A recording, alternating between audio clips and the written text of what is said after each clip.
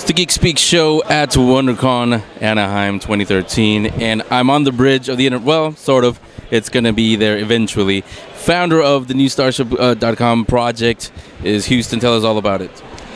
Well, it all began when I met somebody from Paramount, and they told me that this entire bridge set from Next Generation, not from the TV show because they blew up the TV show bridge, but they built this one right after. That was an exact duplicate with the same creators, about 96 or so.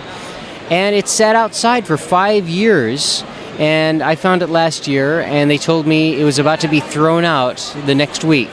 And so I went out to this warehouse, and I saw the entire bridge sitting outside, and it's like, oh my God, what am I going to do with this? Picard's chair was sitting with a big rip through the middle of it. And so I contacted a bunch of original Star Trek people, Brent Spiner and John Delancey and Ronald D. Moore, who again went on to create Battlestar Galactica, the redone version, and Brandon Braga.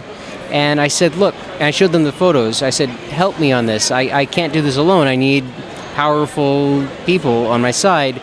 And they were all, how can I help? What can I do? And it blew my mind. And so that was about 6 months ago. And since then, we did a Kickstarter that we were expecting about maybe $20,000 to help us do this. We raised $84,000.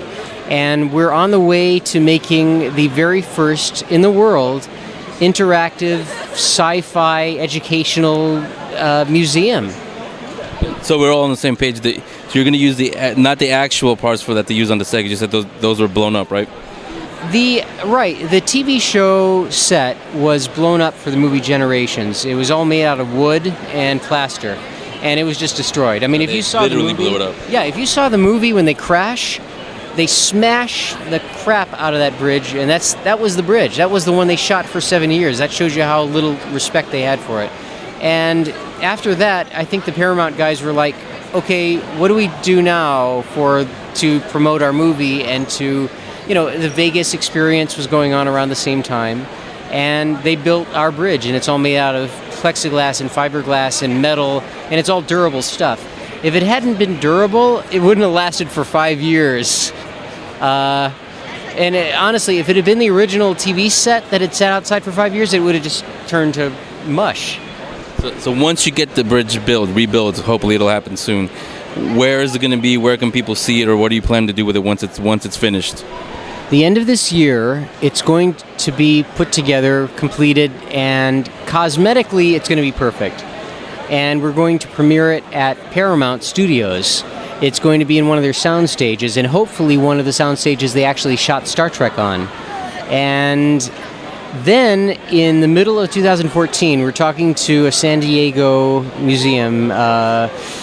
They want us to come there and present it there for like 6 months to a year, our bridge, as well as expand upon it to have corridors and the ready room and engineering room and the medical bay. But the thing about our bridge, it's not just going to be like, okay, plexiglass panels you can tap on it. Oh, isn't that cool? This is going to be real touchscreen computers. These are going to be completely interactive, so a whole classroom of kids could sit on the bridge, work the computers, and on screen fly to another planet and be a part of that. So it'll be like actually being in Star Trek. So that will be for about the middle of 2014 at, we think, the San Diego Airspace Museum. You actually answered a question I was gonna ask, because that to me is the most important question: is it actually going to work? I mean, obviously we're not going to fly into space, but that is the hope. I mean, when you touch it, will it make the sounds? You guys, I don't know if you can pick it up. It's making the sounds back here. Will they all have that chirpy musical sound that we're all used to? It's going to have everything. We're even talking to Rod, who's Gene's son, to try to get the rights to use his mother Majel's voice as the computer, which it will actually be like being on Star Trek. But the thing is, it's not just for people who are Star Trek fans. This will be kids maybe have never even heard of Star Trek, or maybe only seen the JJ version or whatever. But regardless of that, you're on a starship. You're working those computers. You are interacting with it, and everything you do will correspond with. If you go to Red Alert on the captain's chair, the entire bridge will go to Red Alert around you. That will blow anybody's mind. So again, you're going through a Kickstarter with this? we did a Kickstarter. We raised $80,000, which got us to the next level. This is a probably $1 million project by the time we're finished with it. We got to the next level where we can now go to those major celebrities, because we got Brent Spiner, we got Ronald D. Moore, we got, a whole bunch of people on our side. The next step is to go to the corporations, is to go to the movie studios, is to get this going the way we want this to go.